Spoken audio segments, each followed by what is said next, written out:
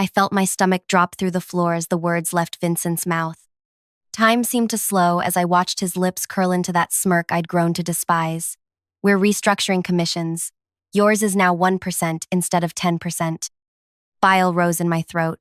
The $5.2 million deal I'd just closed, the largest in company history, would now earn me $52,000 instead of $520,000. The difference was life-changing.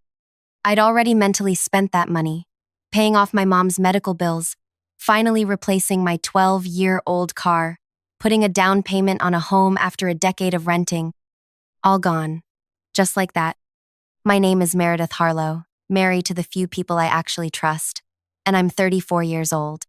Before I continue this story, drop a comment letting me know where you're watching from, and please subscribe if you want to hear more stories about what happens when corporate America pushes the wrong woman too far. I'd been at Nexus Acquisitions for nearly 6 years. 6 years of early mornings and missed birthdays. 6 years of canceling dates and therapy appointments to accommodate clients in different time zones.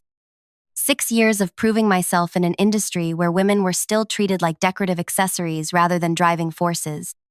Nexus sold enterprise software solutions to major corporations. The kind of deals that take months, sometimes years to close.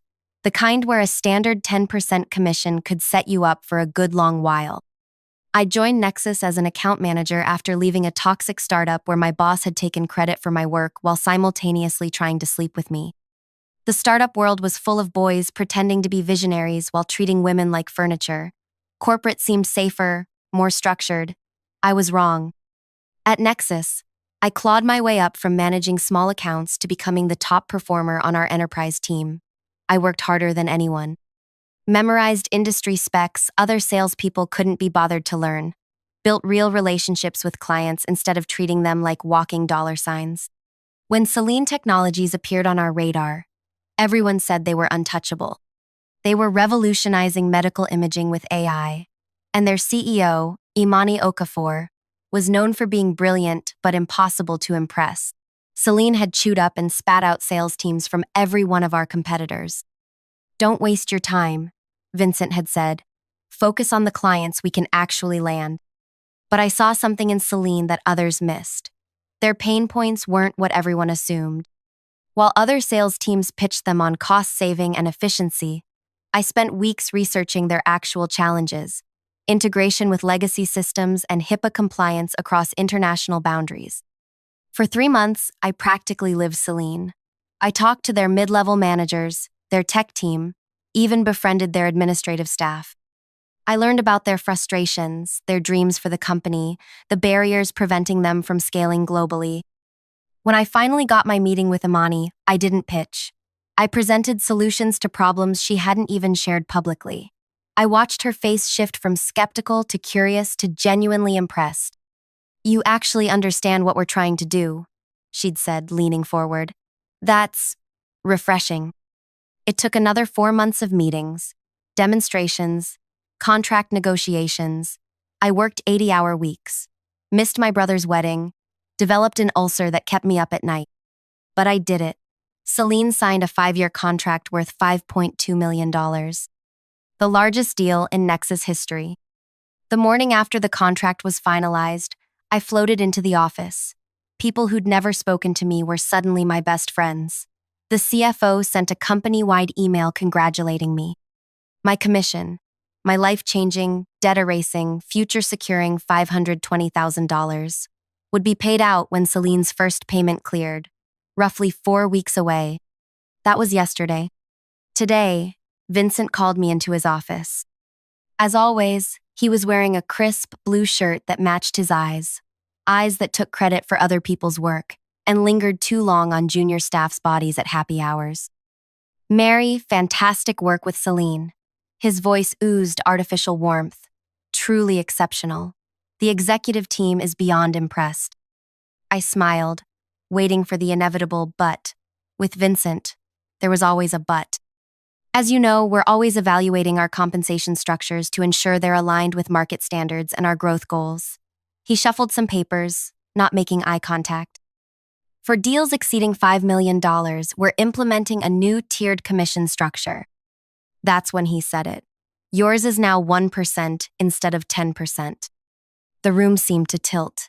That, that wasn't in my contract, I managed to say, my voice distant even to my own ears. It's a company-wide policy change, effective immediately. He finally looked up, his smile not reaching his eyes. Think about it, 50. $2,000 is still a substantial commission. Most people here would kill for that kind of bonus. I sat perfectly still, years of being socialized as a woman in America stopping me from flipping his desk or screaming in his face. Instead, I heard myself ask, was this planned before I closed Celine? Vincent cleared his throat. The executive team has been discussing it for some time. The timing is unfortunate, I know. Unfortunate, as if he'd accidentally stepped on my toe rather than stolen nearly $500,000 from me. Congratulations again on the new client, he said, dismissing me with that smirk. We're lucky to have you on the team. I nodded, stood up, and walked out without a word. My heels clicked against the hardwood floors as I made my way back to my desk, passing coworkers who had no idea I was imploding inside. I sat down, opened my laptop, and stared at my screen without seeing anything. They thought I would just take it, because that's what women like me do, right? We smile and nod and say thank you for the scraps. But here's what Vincent didn't know. I'd been planning my exit from Nexus for months. Selling enterprise software had taught me something crucial. The client relationship belongs to whoever nurtures it. Companies think they own the client, but clients follow people they trust. And Imani Okafor trusted me. 3 months earlier, I'd begun laying groundwork for my own consulting firm. Nothing that violated my non-compete, just basic business registration, website development, bank accounts. I'd called it Prism Solutions, specializing in exactly the kind of integration services that companies like Celine needed. The plan had been to launch in about 6 months, after I'd saved enough from the Celine commission to cover startup costs and give myself a year of runway. Now, sitting at my desk with rage burning through my chest, I realized I needed to accelerate everything. I reached for my phone and texted Imani. Any chance you're free for coffee tomorrow? Need to discuss something important about your implementation. She replied within minutes. Morning 7:30 a.m. at Corvus? Before my board meeting. I confirmed, then opened my laptop again, this time with purpose. I wasn't just angry, I was calculating. The contract with Celine had been signed, but the implementation hadn't begun. The first payment wasn't scheduled for 4 weeks. That night, I didn't sleep. I reviewed my employment contract word by word. The non-compete was problematic but not insurmountable. It prohibited me from soliciting Nexus clients for 12 months after leaving. But there was a crucial carve-out for clients who approached me independently or with whom I had a pre-existing relationship outside of Nexus. I also reviewed Celine's contract with Nexus. The language was specific about deliverables and timelines, but vague about which individuals would provide the services. There was no guarantee that I would personally oversee their implementation. By morning, I had a plan. Imani was already at Corvus when I arrived, dressed impeccably as always, typing rapidly on her laptop.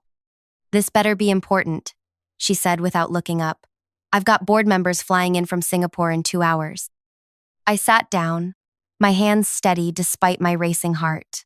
Nexus is planning to assign a junior team to your implementation, I said. I've been moved to a different division. This was a lie, but a necessary one. I watched her fingers freeze above her keyboard. That wasn't what we discussed, she said slowly, finally looking at me. I know. That's why I wanted to meet in person. I took a deep breath. I'm leaving Nexus. Today, actually. Her eyes narrowed. And you're telling me this why? Do you expect me to intervene with your management? No. I'm starting my own consulting firm, specializing in exactly what Celine needs. I passed her my newly printed business card. Your contract with Nexus has a 30-day cancellation clause with prorated fees. You haven't paid them anything yet. Imani picked up the card, studied it. This is highly irregular, Mary. So is bait and switch staffing on a $5.2 million contract. I held her gaze. You signed with Nexus because of me. Because I took the time to understand what Celine actually needs. Do you think anyone else there has that knowledge? She sighed, leaning back. What exactly are you proposing? Cancel with Nexus. Hire Prism. Hire me. For 15% less than what you agreed to pay them. You get the same service, save almost $800,000, and work directly with the person you trusted in the first place. And you get what? Revenge? I smiled thinly. I get to build something of my own instead of making other people rich. And yes, I get the satisfaction of knowing that Vincent Kaplan will have to explain to the executive team how he lost the biggest client in company history. Imani was quiet for a long moment, turning the business card over in her fingers. You know what I like about you, Mary? You're just as calculating as I am. She slipped the card into her jacket pocket. Send me a proposal by end of day. Make it irresistible to my board. I stood up from Corvus Coffee that morning with my heart pounding in my ears. For the first time in years, I felt something like power coursing through my veins. I wasn't just another woman swallowing her rage and carrying on. I was about to show Vincent exactly who he'd underestimated. I walked into Nexus at morning 9:00 a.m., sat at my desk, and typed up my resignation letter. 2 sentences. Please accept this as formal notice of my resignation, effective immediately. I will not be requiring a reference. I emailed it to HR, CCing Vincent. Then I drafted the proposal for Celine, my fingers flying across the keyboard with a clarity and purpose I hadn't felt in years. At morning 11:42 a.m., Vincent appeared at my desk, his face flushed red beneath his perfect haircut. What is this? He demanded, holding up his phone with my resignation email. I smiled up at him, the kind of smile I reserved for men who thought they were cleverer than they actually were. I believe it's self-explanatory. You can't just quit in the middle of onboarding our biggest client. Actually, I can. There's nothing in my contract requiring notice. I continued gathering my few personal items into a small box. And regarding Celine, well, I'm sure whoever you assign will do their best. His eyes narrowed. This is about the commission change. I stood up, box in hand. This is about knowing my worth, Vincent. Something Nexus clearly struggles with. If you think you can take Celine with you, think again. The non-compete is practically unenforceable in this state, as I'm sure legal will tell you. I stepped around him. But I'm not soliciting any Nexus clients. That would be unethical. Vincent followed me toward the exit, his voice rising. You'll regret this, Mary. No one walks away from an opportunity like Nexus. I stopped at the elevator, turning to face him one last time. That's where you're wrong. I'm not walking away from opportunity. I'm walking toward it. The elevator doors opened. As I stepped inside, I saw other employees watching, their expressions ranging from shock to barely concealed admiration. I gave Vincent one last look. Congratulations on the new client, I said, echoing his words from yesterday as the doors closed between us. I walked out of Nexus headquarters that day with nothing but a cardboard box of desk plants and family photos, my laptop bag, and a fire in my chest that felt dangerously close to hope. 6 years of my life, left behind in 20 minutes. By the time I reached my apartment, I'd received 3 texts from coworkers, not asking if I was okay, but fishing for gossip. Did you really quit? What happened with Vincent? Is it true you flipped him off in front of everyone? People love creating drama where there isn't any. The truth, that I'd maintained perfect composure while my insides were churning with fear and rage, wasn't exciting enough. I ignored them all and got to work. My apartment became command central. I pushed my couch against the wall and turned my dining table into a desk covered with notebooks, my laptop, and endless cups of coffee. I had exactly 4 weeks of savings to live on before things would get desperate. 4 weeks to make this work. The proposal for Celine took me 14 hours straight. I didn't eat, barely went to the bathroom, just wrote and rewrote until every word was perfect. I outlined a 3-phase implementation plan that would save them money while delivering better results than what Nexus had promised. My hands were shaking when I finally hit send at night 1:38 a.m. Sleep wouldn't come. I kept running calculations in my head. If Celine signed with me at the rate I'd proposed, I'd make more in 1 year than I would have from that commission. even the original 10%. But I'd have no safety net, no health insurance, no 401k, and one client, no matter how big, wasn't a sustainable business. My phone pinged at morning 6:15 a.m. Imani, board meeting in an hour. Your proposal is compelling. 2 questions. 1. How do we know you can deliver without Nexus resources? 2. What happens with our data security needs? I texted back immediately. 1.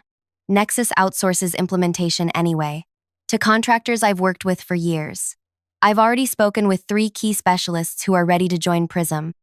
2. I've partnered with CyberSecure for better protection than Nexus offered. Their CEO is meeting me for dinner tonight. This was another calculated lie. I hadn't spoken to anyone yet, but I knew exactly who to call. Imani sent back one word: impressive. Then 10 minutes later, sending contract to legal for review. Subject to their approval, we're moving forward with Prism. I sat on my kitchen floor and cried for the first time since this whole mess started. Not sad tears, not even happy ones. Relief tears. The kind that come when you've been holding your breath for so long you forgot what oxygen feels like. Then I got back to work. By noon, I'd called Raj Patel, the best systems architect I knew, who'd been doing contract work for Nexus while dreaming of going independent. He said yes before I even finished explaining. Then came Zoe Chen, a security specialist who'd been underutilized and underpaid at CyberSecure for years. She negotiated hard but agreed to join as a partner rather than an employee, better for both of us at this stage. By evening, I had the beginnings of a real team. People who were brilliant at their jobs but, like me, had been overshadowed and undervalued. People with something to prove. What I didn't have yet was any word from Nexus. No angry calls from Vincent. No legal threats. Just silence. That changed the next morning. My phone rang at morning 7:20 a.m. Unknown number. I almost didn't answer, but something told me I should. Meredith Harlow. I kept my voice neutral. Ms. Harlow, this is Eleanor Westbrook, General Counsel for Nexus Acquisitions. Her voice was precisely what you'd expect from a corporate attorney. Measured, slightly bored, with an undercurrent of steel. I'm calling regarding some concerning information that's come to our attention. My heart rate doubled, but I didn't let it show in my voice. And what information would that be, Ms. Westbrook? We've been informed that Selene Technologies is considering terminating their contract with Nexus, apparently after communication with you. Given your non-compete agreement, this raises serious legal concerns. I took a slow breath. This was expected. I had prepared for this. Ms. Westbrook, I understand your position, but I haven't violated my non-compete. I haven't solicited any Nexus clients. If Selene is reconsidering their relationship with Nexus, perhaps you should ask Vincent why. We have documentation of your meeting with Imani Okafor the morning after you learned about your revised commission structure. Her voice carried a hint of smugness now. I felt a chill. Someone had seen us at Corvus. That meeting was at Ms. Okafor's request to discuss implementation concerns. I lied smoothly. As for any business she might do with my new consulting firm, that would fall under the pre-existing relationship exemption in Section 4.3 of my employment agreement. I knew Ms. Okafor professionally before joining Nexus. This was technically true. I'd met Imani once at a Women in Tech conference 3 years before she came to Selene. We'd exchanged business cards. In the legal world, that constituted a pre-existing professional relationship. Silence on the other end. I'd done my homework better than they expected. Nevertheless, Eleanor finally continued. Nexus is prepared to take this matter to court if necessary. The timing is, at minimum, suspicious. I understand, I said calmly. And Nexus is certainly within its rights to pursue litigation. Just as I'm within my rights to share with the court documentation of how my commission was retroactively slashed after landing the largest contract in company history. I'm sure that would make for interesting coverage in the industry press. Another long pause. Ms. Harlow, perhaps there's a way to resolve this situation amicably. Would you be open to discussing terms? And there it was. They were scared, not of losing the legal battle, which they might well win with their resources, but of the public relations nightmare. Tech companies already had reputation problems when it came to how they treated women. This would be gasoline on that fire. I'm always open to reasonable discussion, I said. My terms are simple. Nexus agrees not to pursue any legal action against me or my company, and I agree not to publicly discuss the circumstances of my departure. And Celine? She asked. Is free to work with whatever vendor they choose. That's not something either of us can control. I could practically hear her calculating the risks. Finally, I'll present this to the executive team. Expect to hear from me by end of day. 3 hours later, a courier delivered a settlement agreement releasing me from my non-compete in exchange for my silence about the commission structure. I signed immediately. By the end of the week, Celine had officially terminated their contract with Nexus and signed with Prism Solutions. The first payment, $780,000, with the 15% discount I'd promised Imani, hit my business account the following Monday. I thought I'd feel vindicated. Instead, I felt terrified. Now I actually had to deliver. The next 3 months were the hardest of my life. I worked around the clock building Prism while implementing Celine's systems. Raj, Zoe, and I operated out of my apartment until we could afford office space. I developed migraines from stress. Lost 7 pounds I couldn't afford to lose. Forgot to call my mom on her birthday because I was troubleshooting code at night 2 a.m. But slowly, miraculously, it started working. Celine's implementation went smoother than anyone expected. Imani, never one to give praise easily, told me our team accomplished in 3 months what would have taken Nexus 6. Because we were smaller and more focused, we could adapt quickly to their changing needs. Word spread. When you deliver for a company like Celine, other companies notice. 4 months after leaving Nexus, we landed our second client. 5 months after, our third and fourth. By the 6-month mark, we had 7 clients and a real office, with 5 full-time employees and a network of specialists we brought in as needed. I finally started sleeping more than 4 hours a night. I hadn't heard anything about Vincent or Nexus until Madison, my former cubicle neighbor, asked me to meet for drinks. We met at a quiet bar downtown. Madison looked exactly the same, but I barely recognized myself in the restroom mirror. More confident posture, expensive blouse instead of clearance rack finds, hair finally professionally cut after months of neglect. So, Madison said after we'd ordered, you probably haven't heard. Heard what? Vincent got fired last week. I nearly choked on my drink. What? Why? Madison leaned forward, clearly enjoying being the bearer of dramatic news. After you left with Celine, he promised the executive team he'd replace that revenue within 6 months. Kept telling everyone he had big deals in the pipeline. Meanwhile, 3 more enterprise clients followed you out the door. I shook my head. I didn't poach those clients. No, but their contracts were up for renewal, and they'd worked with you before. They didn't even consider renewing with Nexus. She sipped her wine. Anyway, the 6-month mark came, and Vincent had nothing. Word is, they're down almost $8 million in projected annual revenue. I sat back, processing this. I'd been so focused on building Prism that I hadn't thought about the impact on Nexus. How's morale? Terrible. They slashed the commission structure for everyone, not just you. 4 more salespeople have quit. Oh, and they tried to recruit me to take over your accounts. She grinned. I told them I was joining Prism instead. My eyes widened. You're what? If the offer still stands, your LinkedIn post said you were hiring account managers. I found myself laughing, genuine, belly-deep laughter that felt foreign after months of stress. The offer definitely stands. As we clinked glasses to seal the deal, my phone buzzed with a text. Unknown number.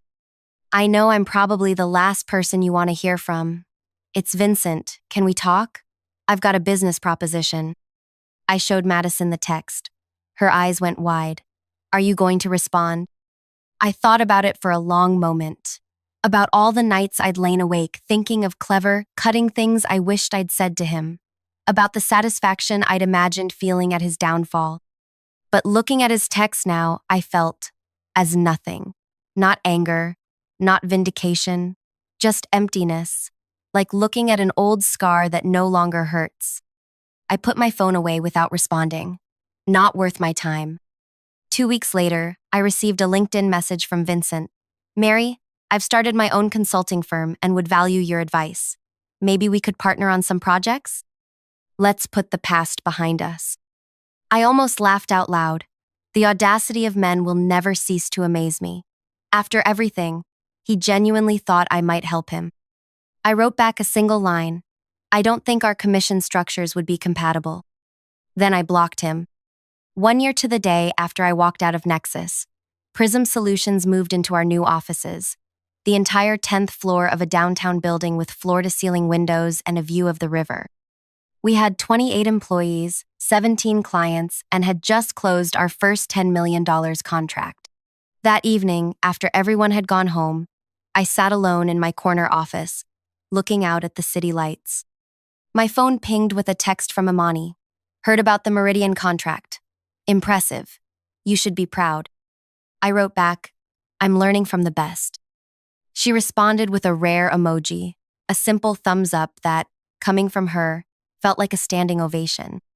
I leaned back in my chair, a chair I'd picked out myself for my company, and finally let myself feel it all.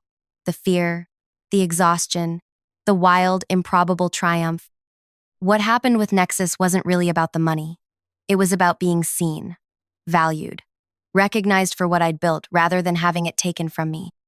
In trying to save themselves a few $100,000, they'd lost millions and launched their biggest competition. The irony wasn't lost on me. That night, as I was leaving the office, I passed the wall where we'd hung our company values. The first one read, Fair compensation reflects real value. Below it was our commission structure, transparent, equitable, and set in stone. Vincent's parting gift to me, it turned out, wasn't just freedom from Nexus. It was clarity about the kind of leader I wanted to be. The kind who remembers what it feels like to be undervalued. The kind who builds others up rather than standing on their backs. The kind who knows that true success isn't measured by how much you take, but by how much you create. Looking back now, I sometimes wonder if I should thank him. In trying to minimize me, he accidentally set me free. But I think I'll save that thank you note for another lifetime. Have you ever had a moment where someone underestimated you, and it became your greatest motivation? Or have you ever walked away from something secure to build something that truly reflected your values? I'd love to hear your stories in the comments below. And if you've ever found yourself in a situation where you're not being valued, whether at work, in a relationship, or anywhere else, remember this. Sometimes the greatest act of self-respect is simply walking away and building something better. If this story resonated with you, please subscribe to hear more and share it with someone who might need a reminder of their own worth today. Because the best revenge isn't just success, it's creating success on your own terms.